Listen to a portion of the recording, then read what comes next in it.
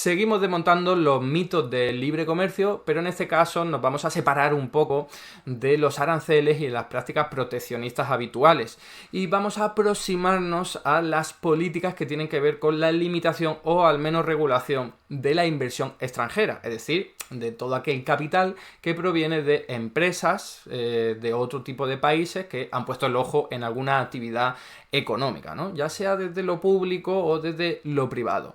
Y vamos a seguir con Estados Unidos, un país que nos ofrece mucha experiencia en este sentido, porque bueno, tuvo la casualidad o la suerte, mejor dicho, de estar desarrollándose en el pleno siglo XIX cuando había unos países que ya estaban muy desarrollados, ¿no? Estamos hablando del Reino Unido, de la zona de Alemania, de Francia. Entonces, eso no es lo que les ocurrió a estos países europeos cuando se empezaron a desarrollar en el siglo XVIII, porque no tenían un país por encima que pudiera prestarle dinero o hacerle inversiones extranjeras, ¿no? Entonces, hablar de ese contexto, ¿no? De estas políticas en ese contexto que os decía, pues no tiene tanto sentido como hacerlo con Estados Unidos. Una economía que empieza a desarrollarse pero ya tiene hermanos mayores, ¿no? Tiene potencias económicas que están por encima, con lo cual puede protegerse frente a ellas, ¿no? Porque las cuestiones de inversión extranjera no son tan horizontales como podría ser el simple comercio, sino que son muy verticales. Hay un acreedor que te presta dinero al deudor y entonces tú le debes algo, le debes devolver esa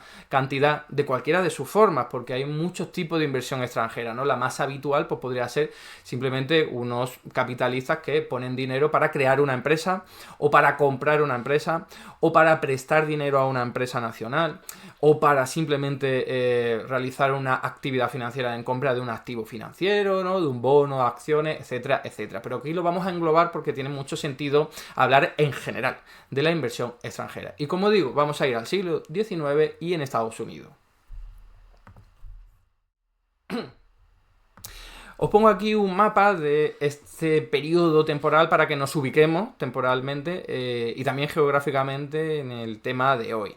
Y es que vamos a hablar desde principios del siglo XIX hasta 1914, que ya sabéis que fue la Primera Guerra Mundial y ahí todo cambia, ya hablaremos un poquito más de ello en otros capítulos, pero entonces os traigo pues un mapa que trata de recoger lo más importante, que sería, bueno, la extensión, ¿no? De Estados Unidos hacia el oeste. Ahí podéis ver que en diferentes momentos del tiempo pues fueron comprando territorios como Florida a España, como Alaska a Rusia, como Luisiana a Francia y otros territorios, por supuesto, conquistados por la fuerza y de forma muy ilegal también e irregular a las poblaciones indígenas, ¿no? Y esto es importante entenderlo porque ya lo comenté en su día, un país muy grande que tiene acceso a muchísimos recursos naturales y que casi por sí solo se puede valer, ¿no? Al menos en algunas cuestiones importantes. En inversión extranjera directa podría ser el caso, pero ya sabemos, por lo que os acabo de avanzar, que Estados Unidos recibió mucha inversión extranjera directa, pero no de cualquier forma. Importantísimo, sobre todo a la hora de hacer comparaciones con la actualidad. Estados Unidos hoy día es una economía muy desarrollada que lo que pide es que todos los demás países abran sus puertas a su inversión, sea de cualquier tipo de inversión financiera, inversión productiva, etcétera, etcétera. Bueno, pues esto, que es lo que recomienda hoy día Estados Unidos, lleva décadas haciéndolo como país hegemónico, en el momento en el que tuvo que desarrollarse hizo algo muy diferente. Para poder contarlo, vamos a empezar por 1832, cuando el presidente de Estados Unidos, Andrew Jackson, del que ya hemos hablado en algún capítulo anterior, y que por cierto es siempre presentado como una especie de héroe folclórico del libre comercio, pero que en absoluto fue así, se negó a renovar la licencia en ese año de 1832 del Cuasibanco Central, el segundo banco de los Estados Unidos, el sucesor del Banco de Estados Unidos de Hamilton. Creo que en un capítulo anterior hablamos de él. No nos interesa mucho meternos ahí porque lo que nos interesa es la argumentación que dio Andrew Jackson, cerrando de facto uno de los bancos centrales, o el banco central, perdón, pero que no funcionaba como tal. Era todavía muy temprano para que viésemos operar a los bancos centrales de una forma moderna, como ocurre hoy día. Pero fijaos, ¿cuál fue su excusa?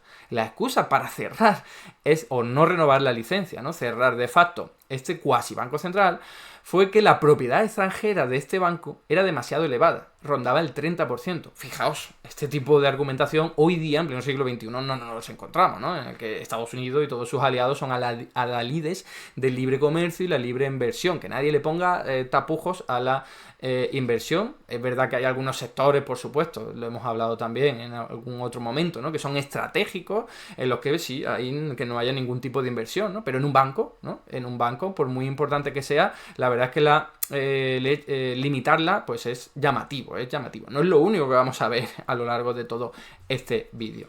Entonces, os comento un poquito aquí, y esto sí que es para, si queréis profundizar, por cierto, tenéis ahí una viñeta de cuando eso ocurrió y que fue considerado, interpretado como que Andrew Jackson le declaró la guerra a los bancos en general, ¿vale? Bueno, pues ¿qué es lo que hizo? Transfirió los depósitos de este cuasi banco central a los bancos estatales de cada uno de los estados de Estados Unidos, que iba creciendo, ¿no? No era ya entonces algo federal, sino algo estatal. Y que, por cierto, le generó muchísimos problemas, muchísimos problemas. No sé si conocéis la crisis de los billetes rotos, pero esta fue la causa. El hecho de permitir que cualquier banco, que sea estatal, pero también comercial, pudiera crear su propio dinero. O sea, os podéis imaginar una maldita locura que lo único que hace es crear burbuja financiera y, por supuesto, también ruptura y quiebras e impagos de toda esa deuda que se iba generando, ¿no? Que es lo que nos interesa, ¿no? Pero fijaos, traigo aquí unas palabras literales de Andrew Jackson para que podáis ver hasta qué punto esa argumentación de, oye, voy a acabar con esto porque no podemos depender de la propiedad extranjera, ¿no? Si el stock del banco pasara principalmente a las manos de sujetos de un país extranjero, nosotros acabaríamos desafortunadamente envueltos en una guerra con ese país. Porque, ¿cuál sería nuestra condición? Controlando nuestra moneda, dándonos nuestro propio dinero público y haciendo dependientes a miles de nuestros ciudadanos, sería de lejos más peligroso y formidable que el poder naval y militar del enemigo. Toma, ya, ¿no? Si nosotros debemos tener un banco, debería ser puramente americano. Esto hoy día se consideraría, no sé, xenofobia, nacionalismo absurdo. Pues bueno, en el siglo XIX, perpetrado por Estados Unidos, la potencia económica número 1 hoy día, esto era habitual. Es decir, no podemos depender del capital extranjero y sobre todo si estamos hablando de los bancos, aunque no solo. Y esto lo dijo Andrew Jackson, que es presentado como una Dalí del libre comercio. Es que hay que ver cómo han reinventado la historia, es alucinante, ¿no? Entonces, ¿qué pasó en estos años en los que, como estaba diciendo, pues los estados tenían su propio banco que podía crear dinero y no solo los estados su propio banco, sino que había bancos comerciales, es decir, privados en su inmensa mayoría que también podían hacerlo? Os los podéis imaginar, ya lo he adelantado. Quiebras, impagos de deuda. Aquí os traigo información y bibliografía por si queréis echarle un vistazo. En 1841 y 1842, 8 estados de Estados Unidos y el territorio de Florida incumplieron su deuda. Otros 3 estados evitaron por poco el default. 5 de los 9 estados morosos repudiaron total o parcialmente sus deudas. Arkansas, Florida, Luisiana, Michigan y Mississippi. Ahí os traigo algunos documentos que he encontrado por ahí que lo evidencian, ¿no? Un certificado, un documento en el que las propias autoridades de los estados decían tenemos que impagar nuestra deuda y daban la justificación que querían dar, ¿no? Entonces, fijaos, estamos hablando de que para 1842, que Estados Unidos ya había impagado un montón de deuda, no lo he dicho, pero esa deuda, por supuesto, no solo venía de los bancos estatales propios que creaban dinero per se, y sin ningún tipo de límite, pero era importante también el capital que provenía de Europa, mayormente británico. O sea, la potencia económica del momento era la que más dinero prestaba. Entonces, claro, cuando Estados Unidos impaga su deuda a partir de estos estados, estos pequeños estados, lo que está haciendo es trasladar los costes a los bancos estos estatales de los que estamos hablando, pero también a los acreedores internacionales, sobre todo británicos. Entonces, para 1842, después de todas estas quiebras, los Estados Unidos se habían vuelto un paria en el mercado internacional de capitales por impagar estos préstamos extranjeros que, como digo, mayoritariamente eran británicos. Fijaos de lo que estamos hablando. Hoy día, nos llama mucho la atención imaginar a Estados Unidos impagando deuda pública, ¿no? Pues bueno, pues esto ocurrió y fue parte del éxito económico de Estados Unidos, porque tú primero te has aprovechado todo ese capital que te ha llegado, lo has utilizado para algo y luego, oye, yo impago mis deudas y ya veremos luego qué ocurre aquí, ¿no? Eso que está absolutamente denostado hoy día por la teoría económica convencional, eso ocurría a mansalva en el siglo XIX, pero también a principios del siglo XX, y como digo, era una tónica habitual. Bueno, históricamente, es que esto lo tienen muy estudiado los antropólogos, o sea, es que era una forma de comportarse por parte de las autoridades, se endeudaban y llegaba un momento en el que hacían borrón y cuenta nueva. Y hay un montón de terminología religiosa y cultural que hace, como lo de jubileo, que hace referencia a ese tipo de comportamientos, ¿no? Y eso está prohibido, o denostado solo a finales del siglo XX, ¿no? De pagar la deuda ilícita, deuda ilegítima, etcétera, etcétera, ¿no? Bueno, pues Estados Unidos, el primero en hacerlo, al menos uno de los más importantes. De hecho, el Banco de Inglaterra todavía tiene algunas deudas estatales que nunca fueron saldadas. Eso como curiosidad. ¿Y qué pasó en 1842 después de todos estos impagos? Que, como ya decía, Estados Unidos estaba mal visto en los mercados internacionales, pero en 1843 volvieron. Esa falta de confianza en los estados había sido también contagiada al Estado federal, y eso no fue óbice para que el Estado federal un año más tarde pidiera de nuevo dinero a los prestamistas británicos, en este caso, y fijaos que ellos, a través de la revista The Times, que creo que lo conocéis, el primer periódico que fue impreso a través de una imprenta en 1814, pues se decía lo siguiente, ¿no? Una especie de venganza, ¿eh? El pueblo de Estados Unidos, The Times es del Reino Unido, el pueblo de Estados Unidos puede estar plenamente convencido de que existe cierta clase de valores a los que ninguna abundancia de dinero, por grande que sea, puede dar valor, y que en esta clase sus propios valores son preeminentes. Es decir, oye, que nos habéis impagado una parte del dinero y ahora venís a pedir más, ¿eh? Esto que, bueno, hoy día el Fondo Monetario Internacional pues pondría el grito en el cielo, lo criticaría mucho. Bueno, pues esto era, en este caso, la potencia hegemónica del momento, que era el Reino Unido, y atizando a Estados Unidos por seguir queriendo pedir dinero, ¿no? Entonces, fijaos que esta sensación de sentirse dependiente del capital extranjero que tenía Estados Unidos, la podemos ver muy claramente en una revista de banqueros, la Bankers Magazine, que en 1884, unos cuantos años después, pero fijaos que estamos hablando del mismo siglo, dijo lo siguiente, literalmente: será un día feliz para nosotros cuando ni un solo activo americano, estamos hablando de una revista de banqueros estadounidense, será un día feliz para nosotros cuando ni un solo activo americano sea poseído por el extranjero y cuando los Estados Unidos dejen de ser una tierra de explotación para banqueros y prestadores de dinero europeos. ¿No suena esto a un discurso, no sé, de cualquier economía subdesarrollada o en vía de desarrollo hoy día? El tributo pagado a los extranjeros es odioso. Tenemos que superar la necesidad de humillarnos yendo a Londres, París o Frankfurt por capital. Aquí sustituye esas tres ciudades que he dicho por el Fondo Monetario Internacional, Banco Mundial y Estados Unidos, y es que te traes a cualquier declaración de un gobernante de un país del tercer mundo, o conocido como el tercer mundo, que está, bueno, rebelándose frente al sistema, ¿no? Bueno, pues ese era el rol de Estados Unidos en el siglo XIX, una economía dependiente sobre todo de capital extranjero proveniente de Europa. Y ahora vamos a ver los datos, ¿eh? Desde los primeros días de su desarrollo económico hasta la Primera Guerra Mundial, los Estados Unidos fueron el mayor importador de capital extranjero del mundo. Aquí podéis ver un cuadro en el que se revelan estos datos. Fijaos, la columna de la izquierda sería para los principales acreedores, los que prestan dinero, y en la parte de la derecha, que es el que me interesa ahora que nos fijemos, están los deudores, los países que más se endeudan, contando estados, contando empresas, contando incluso familias y bancos, por supuesto, ¿no? ¿Cuál es el primer país que más se endeudaba? Los Estados Unidos. Ahí tenéis, estos son cifras absolutas, y Estados Unidos ya era un país muy grande, pero hay que entender que era el número uno ya en deuda externa. Entonces, 7.100 millones de dólares estamos hablando, cuando el segundo país que más endeudado estaba era Rusia, ¿vale? Estos son datos para 1914, que no lo he dicho, al final de todo este periodo que estamos analizando. Rusia con 3.800 millones de euros, o sea, fijaos que estamos hablando de prácticamente la mitad. Luego Canadá, 3.700, Argentina, 3.000, son países en desarrollo, por supuesto, en esta época, en el siglo XIX. El Imperio Austrohúngaro, y luego tenemos a España, por curiosidad, ¿no? Tenéis ahí también un país que se iba desarrollando porque partía de condiciones muy bajas, ¿no?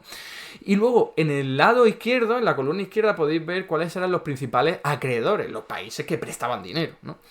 El Reino Unido, con muchísima diferencia, 18.000 millones de dólares, o sea, una locura. Y luego, en el segundo lugar, mucho más lejos, Francia, con la mitad de capital prestado al extranjero, ¿no? Luego Alemania, 7.300, y luego en los Estados Unidos, 3.500, que no está mal, pero fijaos que el cuarto país a mucha diferencia del resto, y esto lo que nos ejemplifica es que en Estados Unidos, al mismo tiempo que había sectores que necesitaban desarrollarse y necesitaban financiación externa, había otros sectores que ya tenían suficiente potencial productivo y financiero como para prestar al extranjero, no a la zona nacional, ¿no?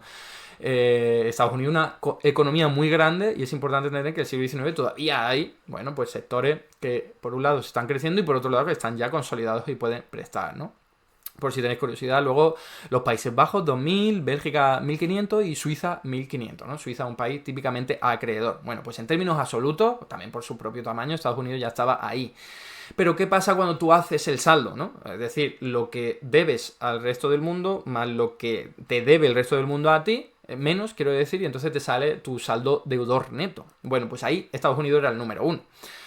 Su posición deudora neta era la más elevada, 3.600 millones, y eso era lo mismo que el segundo y el tercer puesto juntos, que era Rusia y Canadá, ¿no? Entonces, esos son datos de un libro muy interesante que tenéis de Wilkins, de donde he obtenido casi toda la información, muy, muy chulo para entender bien cuál fue la política económica y los acontecimientos económicos y más allá de Estados Unidos en el siglo XIX, hasta 1914, y luego tiene otro libro que es más allá de 1914 que todavía no he explorado, ¿no?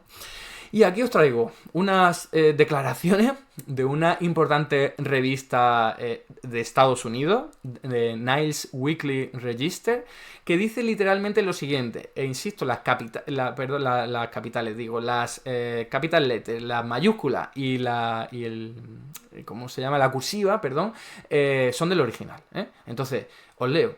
No tenemos miedo a la inversión extranjera en mayúsculas, siempre y cuando esté sujeta a la gestión de americanos. Y eso en cursiva, haciendo absoluto hincapié en que, muy bien, que lleve dinero desde fuera, del Reino Unido, de cualquier parte, pero siempre que la controlemos nosotros. Fundamental. Fijaos de lo que estamos hablando. Es una estrategia típica que han utilizado muchísimos países a lo largo de su historia. Recientemente China ha sido el número 1 ahí, ¿eh? Sí, venga, invertid aquí, pero yo la tengo que controlar o al menos la tengo que regular.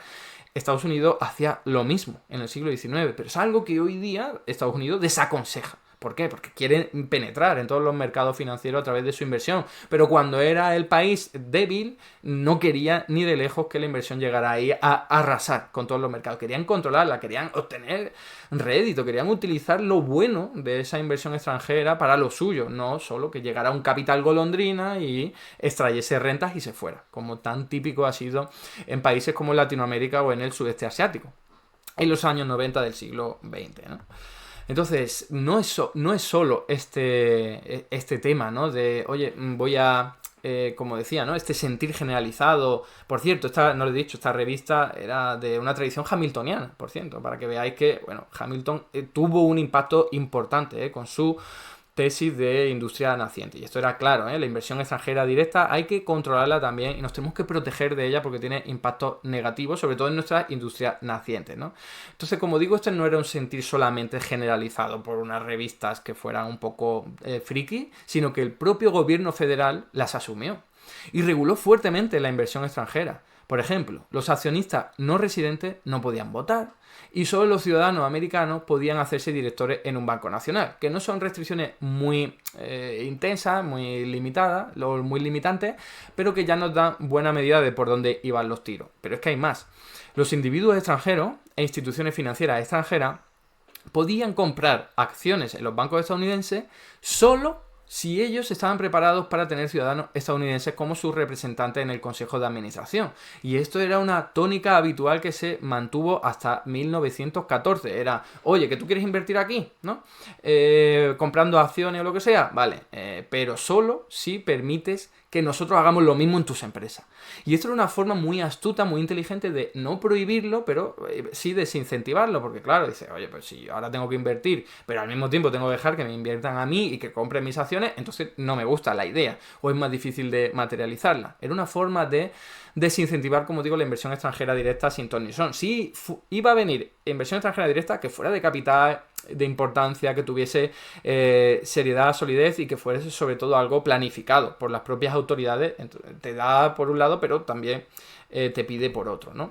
Y como digo, no solo fue en el sector financiero puramente dicho, ¿no? El de los bancos el que limitaba o controlaba la inversión extranjera directa, sino que tenemos un montón de sectores productivos, típicamente productivos, incluso de recursos naturales, que decía, ustedes de fuera no podéis venir aquí a invertir en nuestros sectores, en nuestras empresas. No se puede, o si se puede lo vamos a limitar. Y os traigo aquí algunos ejemplos.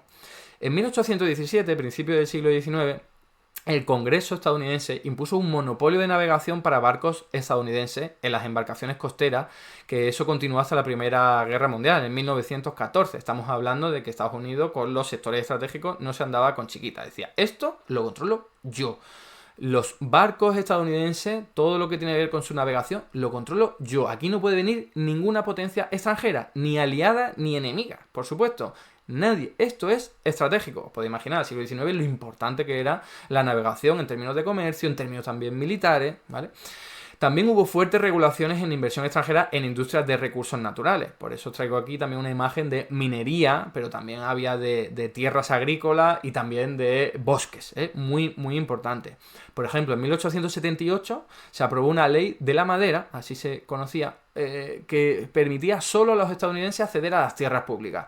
Era una medida claramente para limitar que extranjeros con capital pudieran venir y hacerse con tierras para esquilmar los bosques de Estados Unidos, de cualquier parte. Una zona tremenda, os podéis imaginar, toda la zona de Estados Unidos, un montón de tierra sin explotar todavía, a diferencia de lo que ya ocurría en Europa, ¿no? Un territorio mucho más reducido y pues mucho más explotado, ¿no? Después de siglos de explotación, ¿no?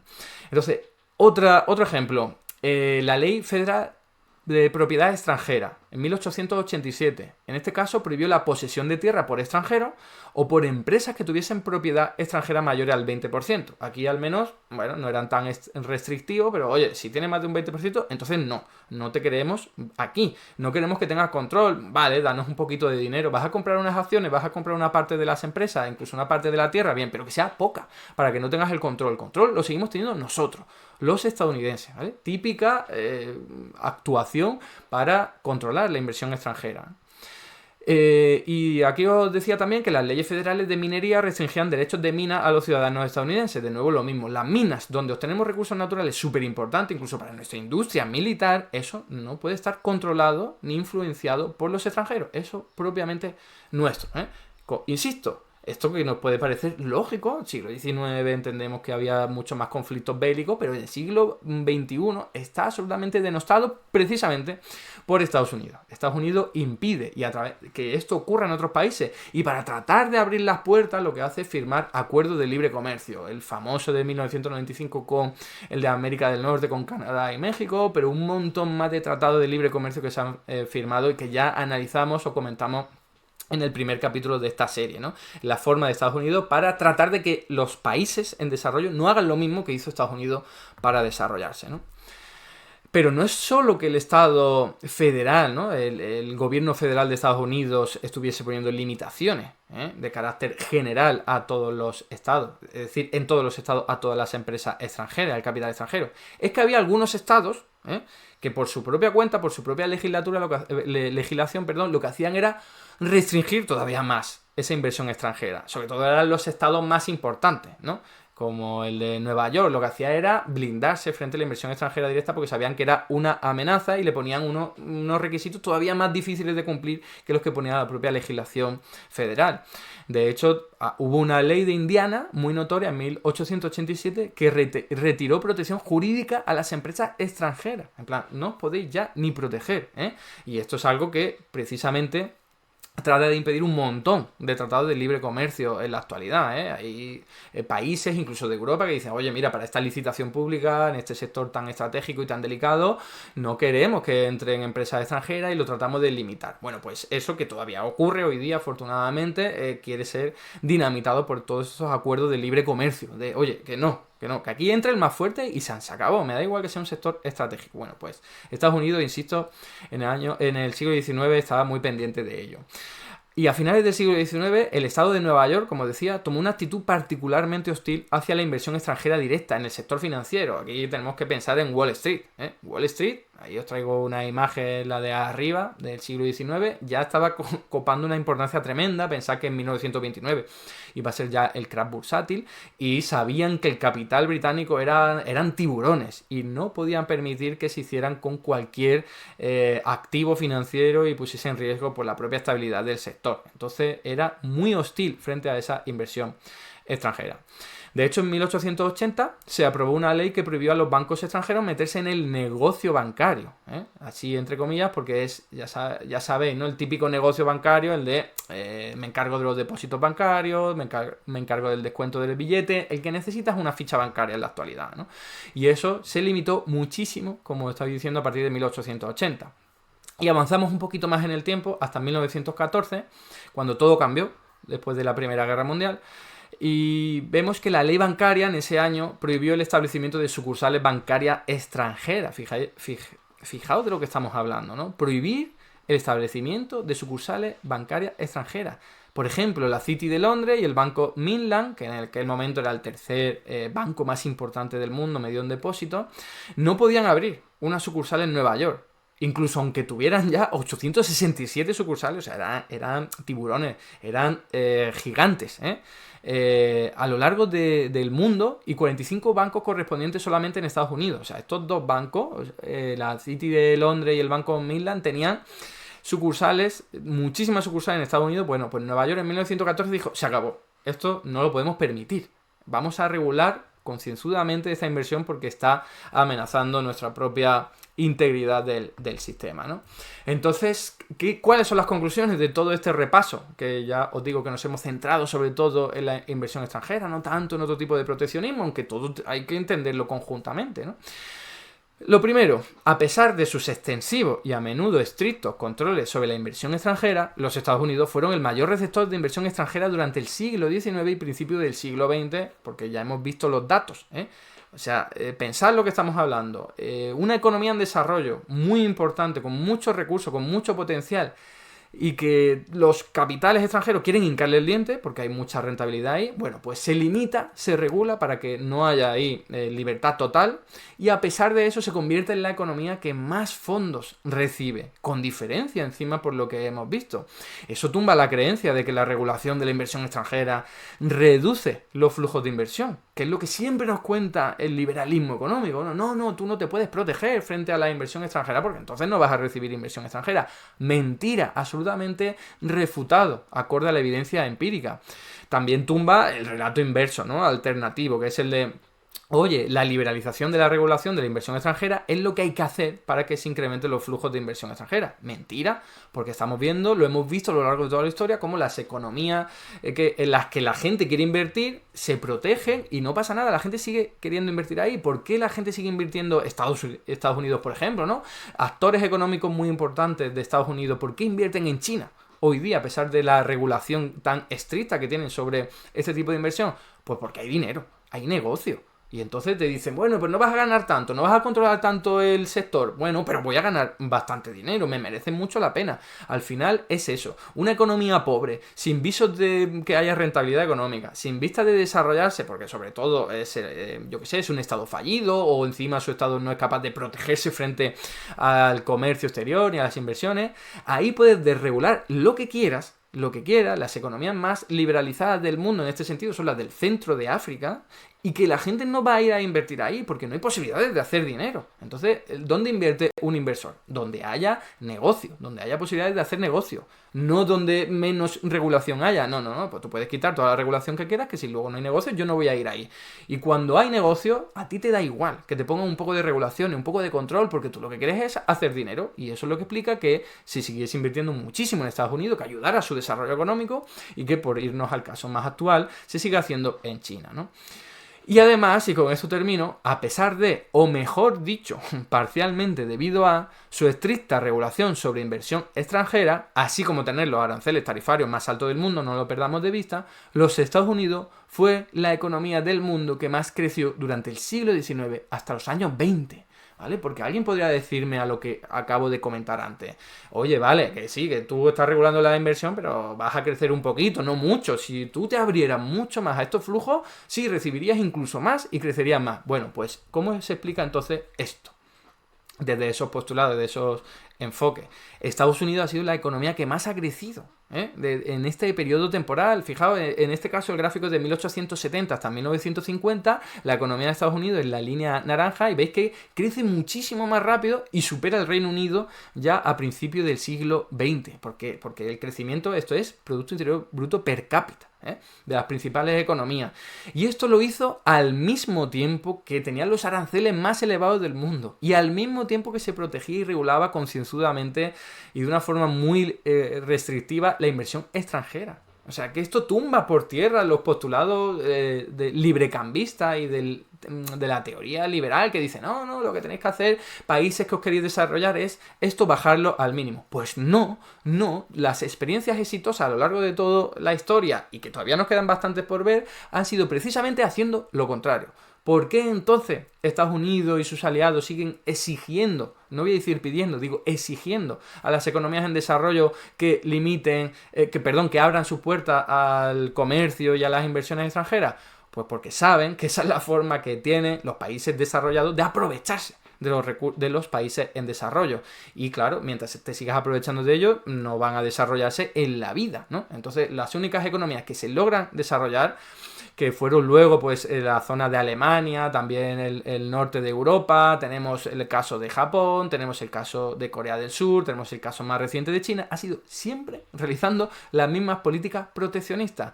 Tenemos mucho que aprender de todo lo que nos han engañado cuando han reescrito la historia. Estados Unidos hizo esto, hizo proteccionismo salvaje y se convirtió en la primera potencia económica del mundo.